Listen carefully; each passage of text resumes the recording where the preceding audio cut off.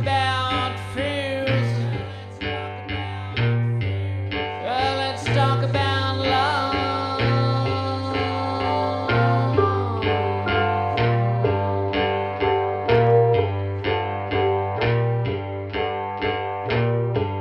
Yeah, I got fears, but I ain't got no love. Okay, welcome back to Mystery at Carlsbad Tavern. The story of Brenda Condon. We have reached episode 20 already. I'm not sure if I envisioned when I started doing this that this would take off like it did, but I am certainly glad that it has. People have shown interest. Now, it's the local people. There's a big difference because when I look at some metrics for my channel, and it's so crazy to me, like you can have your own television channel. That was a fleeting thought of mine when I was a kid and a teenager to have my own channel, and now I do. And so I don't get caught up in that too much because, first and foremost, I'm a detective. Secondly, I'm in the entertainment business. And it's a big gap between number one and number two there. But there is obviously the entertainment side of it and the Unsolved No More channel. And when I looked at some of the numbers this morning, again, 20 episodes of Brenda Condon, and the views, roughly 4,000 or 5,000. Now that's a big drop from the Idaho murders, let's say, when I was covering that, or the Delphi murders. Each have gotten hundreds and thousands, hundreds of thousands of views. The John Benet Ramsey video that I did, I think it's 2 million views. So it's a big difference. But to me, this is more important. Because, as I've always said, it's not about views or clicks. It's about making an impact. And to do that in your hometown area is very important to me. So just get that out of the way and say that we're making a difference. The last episode, as you know, I thought was a huge episode, a huge lead. It might turn out to be nothing, but right now I like that lead and I got to follow up on it, and I intend to. But there's other avenues that we still have to explore in this missing persons case. And why is that important? Because you can't just jump onto a suspect and latch onto him and then make everything fit that suspect. That's how innocent people get convicted. You have to make facts fit. Such as today's topic, the bar employees and especially the doorman.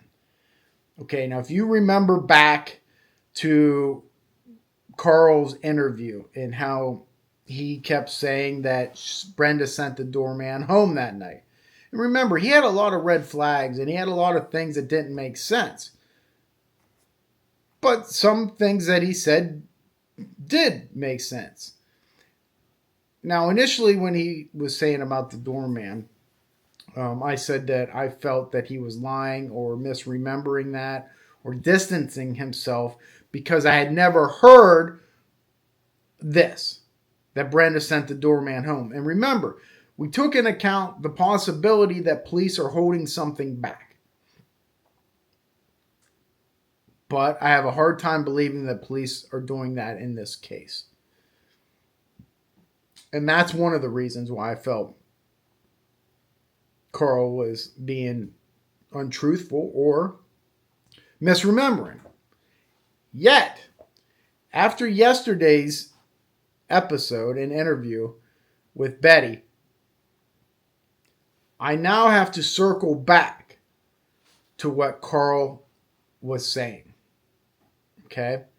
And he was saying, hey, I felt that she had a plan and she left.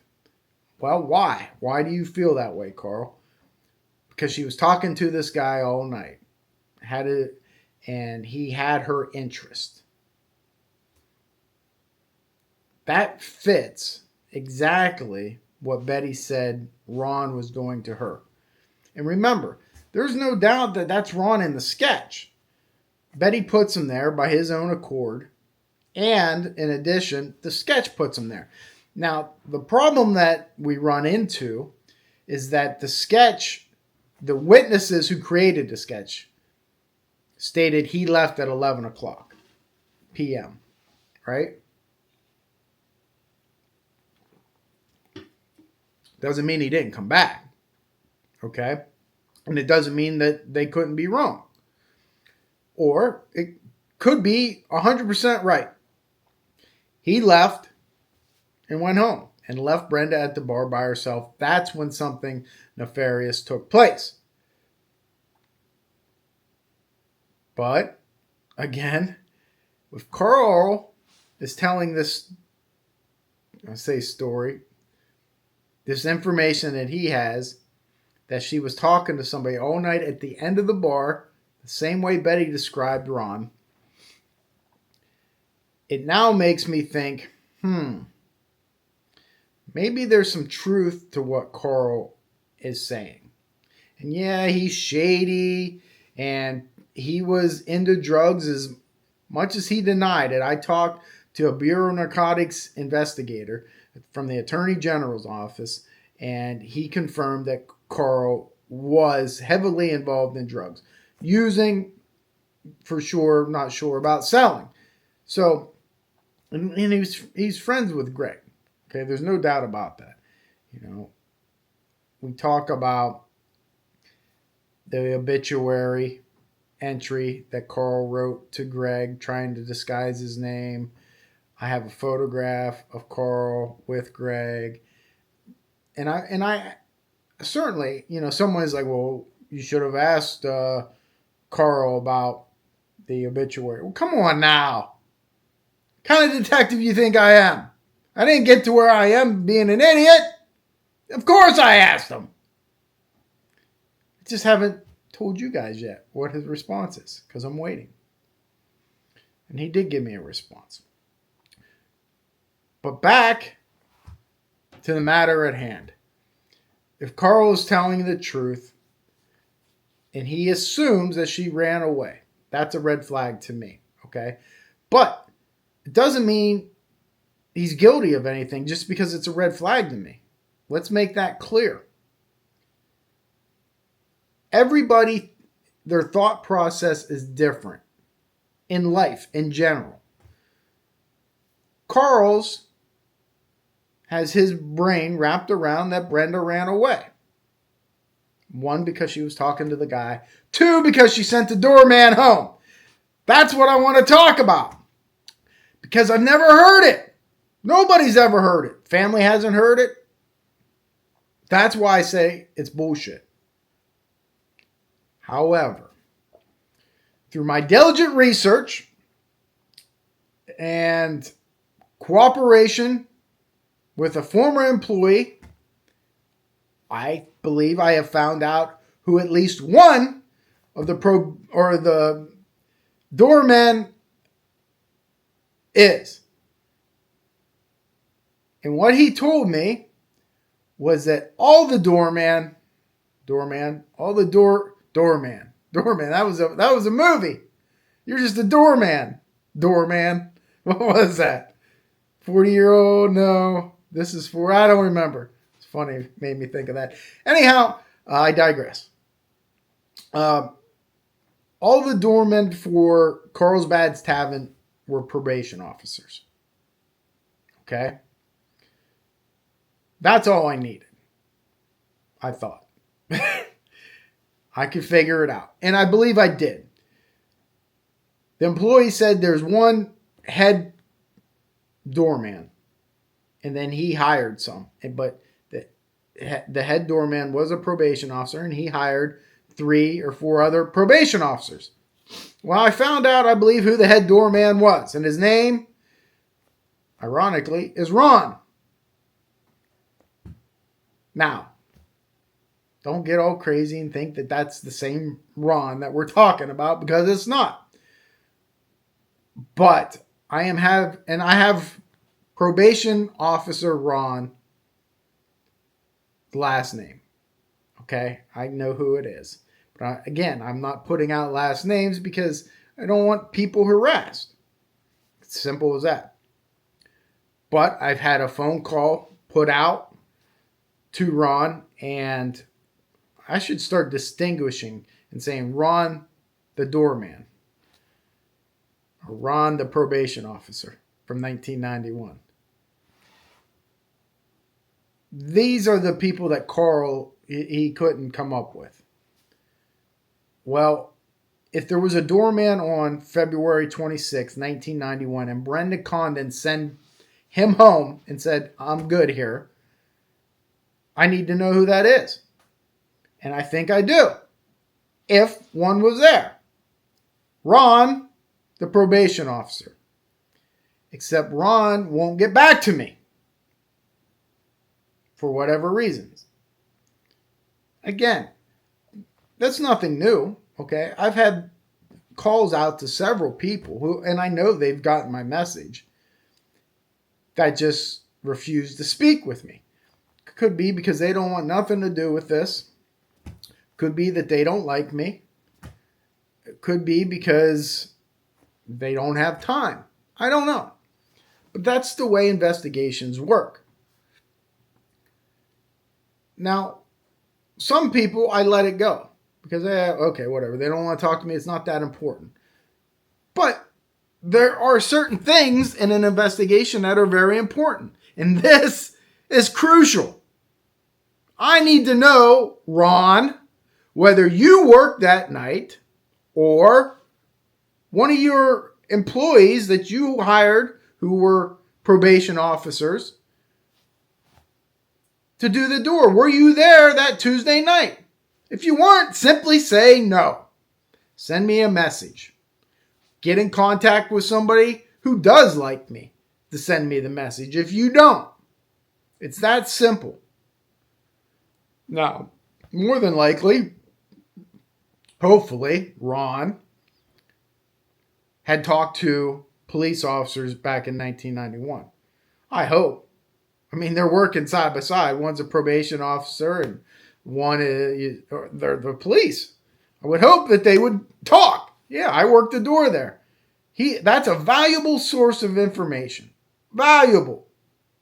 You have to interview him. He has to talk. Maybe not to me. He doesn't have to talk to me. But to the police.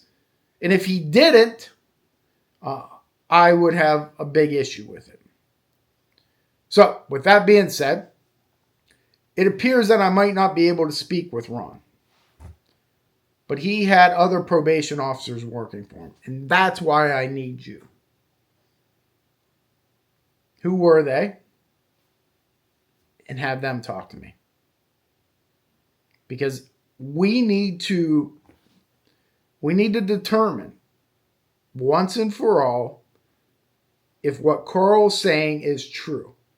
That Brenda sent the doorman home. Again, Tuesday night, I have a hard time believing the doorman was there. I just don't see it. But there's only one way to rule that out, and that's talk to the doorman. Right?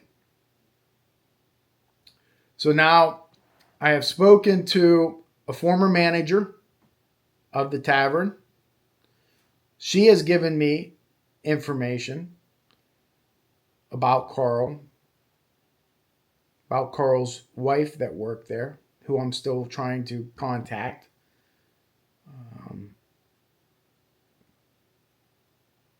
I talked to the person who worked in the kitchen. He gave me the information about the doorman. So more people are coming forward. I have an interview set up with a staff member of Carlsbad Tavern who actually switched shifts with Brenda. So that's very important. I'll have that here hopefully this week. And again, to get the closing routine of that bar. Now, I think I've gotten it from the former manager of Carlsbad Tavern. She had left before Brenda got there. But she said, hey, bar closed, last call. We locked the doors 30 minutes after last call. You cleaned as you went. The money would be taken downstairs to Carl's office. I'm good with what she said, but I'm waiting for the other bartender in the interview with her so I can marry up that information to find out, if there's discrepancies. Not because somebody's lying, it's just because through the passage of time, if both say doors are locked 30 minutes after last call, well then, okay, I'm going to buy that. And then I can take that and apply that to Brenda's situation. Does that make sense? Also, there was somebody left a comment on Facebook, and this is, again, somebody that hasn't gotten back to me, that her husband and friend were at the bar that morning, February 27th, or afternoon, whenever they opened. I think they opened at 11, and they waited for a half an hour, and nobody would wait on them. And other people were coming in, but it's what they said they saw, and that was the back door open. Listen, you guys don't understand. These little details are crucial in an investigation. What does that mean? It's February 27th.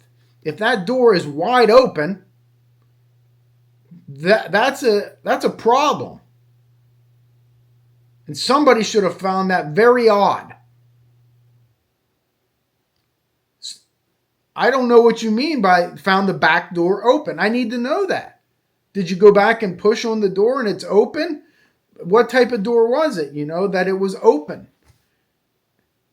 If it's physically open in February, the harshest month of the winter, 20-degree weather, the bar would be cold. I need to know that. I need to know that. Because why? You guys know? Everybody assumes that she was taken out the front door or she left out the front door. If that back door is open, what's it tell you? Somebody pulled around back. And she was taken out the back. More than likely not alive or struggling because they didn't shut the door. Never heard this before. But see, and that's the thing is, you don't know whether they're truths. Right?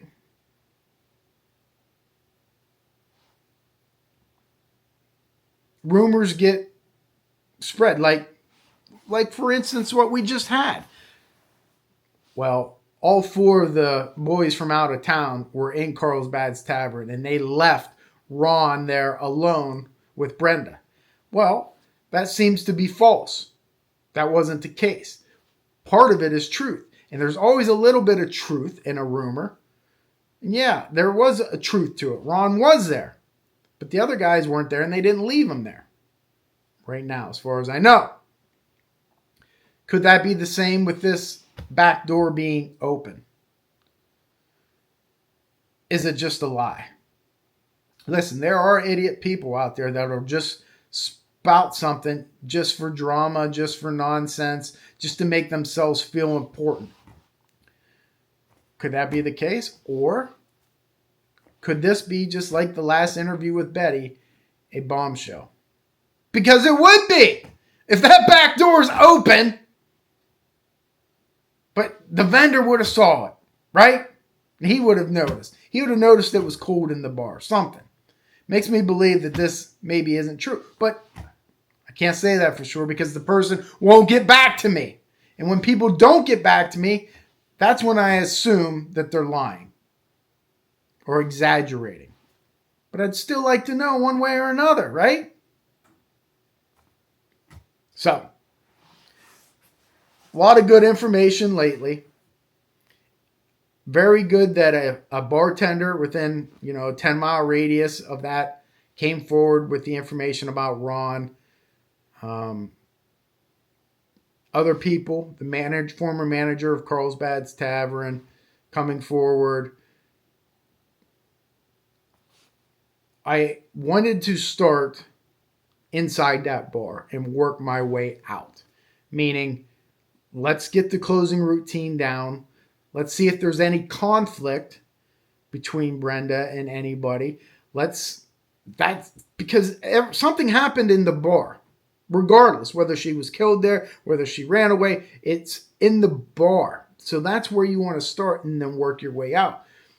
This investigation has progressed where, yes, I started in the bar and we're working our way out, but we jumped pretty far out because of the information that we received about Ron. Okay? And of course, Greg. I want to get back into that bar. Because in order to make a theory, for me to go to Brenda's family at the end of this, and let's say we don't get a confession, we don't get Brenda's remains, we don't get anything. But what we will get is the truth. Okay? It's not my job to convict. It's not my job to arrest. Certainly not my job to sentence somebody. But to get to the truth where I can sit down with Brenda's family and say, okay, based off everything that I've learned through interviews, deductions, my experience, this is what happened February 26th, 27th, 1991 at Carlsbad Tavern. Brenda. So in order to get to that, there's a lot of things that we have to figure out. And a lot of it is inside that bar. Now, I had an employee tell me, you remember how in yesterday's episode I said how the truth is what's important. You can't sugarcoat it. Okay? If Brenda was sleeping around with people, and listen, she has every right to do whatever she wants. And I don't point my finger or judge her. It has to be said. It's just like Greg being a drug dealer. People got no problem, and he's dead now. But people don't have any problem pointing the finger at him. Well, he's a drug dealer, even though he was a decent guy according to most people that I talked to. He just dealt drugs. Doesn't make him a bad person. Okay? In my eyes. Listen, I know drug dealers. I've talked to drug dealers. They're not all bad people. They may do bad things. Listen, I talked to a guy that's killed his girlfriend's mother on a weekly basis. I think he's an all right guy. He made a mistake, sure. We all do. His was a big one. Listen, that's just me. I don't judge people harshly. Because people do certain things in given situations. That's just me. Okay? But if Brenda is promiscuous, you have to be able to tell that truth. So, with that being said, not everything is rose-colored in this case, looking at Brenda. Great mom. Very punctual when it comes to that. Took her kids places, had fun with them. Was a good mom. But how was she as an adult? Bubbly, nice. She was a good person too. There's no doubt about it. But she had her flaws just like everybody else. And according to one of the wait staff there, they thought Brenda was a loudmouth. Of course, I followed up on that by saying, what do you mean? What does that entail? that Brenda thought she was special because Carl brought her in. Of course, expand on that. What do you mean? Didn't Carl hire everybody? Yes. But she didn't have to fill out a resume. He brought her in because of Greg. Well, obviously that shows some sort of connection between Greg and Carl. But I had to tell, Brenda's family that. That's a little difficult, okay? Because you have somebody talking negatively about their loved one who's missing. And people don't want to do that. And as I said yesterday, I understand. But not everybody likes everybody. That's how it is. Trust me, I know. So there's somebody that didn't particularly like Brenda. And I wanted to know why. And now I know why. Could that have led to her demise? Certainly. Could it have absolutely no bearing on what happened to Brenda? Certainly. But it paints the picture. And the painting of the picture is what's important, because that is what I want to give to the family. The entire picture. Here. This is what happened to your loved one. May not ever be able to prove it in a court of law. Okay? That's something completely and totally separate and different. It's just like the Jolene Witt case. Okay? I was able to go to Jolene Witt's sister and say, this is what happened. Dawn Miller case, the same thing. I was able to sit down with Dawn Miller's mother. Hey, this is how she died. This is who did it, and this is how it happened, and why it happened. To me, that's solving a case. That's what I do, okay? That's what I can. Sometimes I can do. Sometimes I guess I can't. That's what I try to do. Convicting them, probable cause, getting the DA to sign off on the arrest warrant, getting the judge to get the affidavit of probable cause signed, all that stuff, that's not, I can't do that anymore. So, doormen, probation officers, if you're watching this, get a hold of me.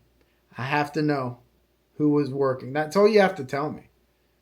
Was there a doorman the night Brenda disappeared? And if you got other information to fill in, hey, please.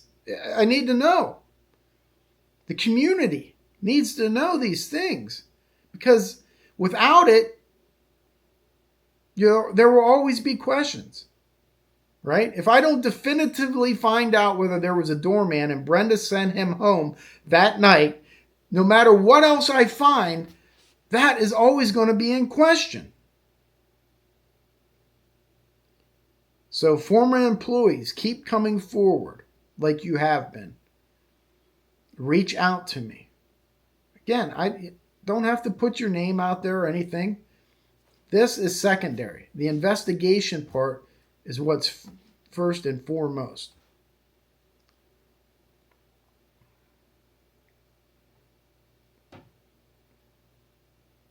The doorman. The probation officer. Ron. Wish you would call me back. I have a lot of questions, but apparently you have your reasons. But I guess that's that. Let's find out what's going on here. We're getting close, guys. I'm telling you, we're getting close.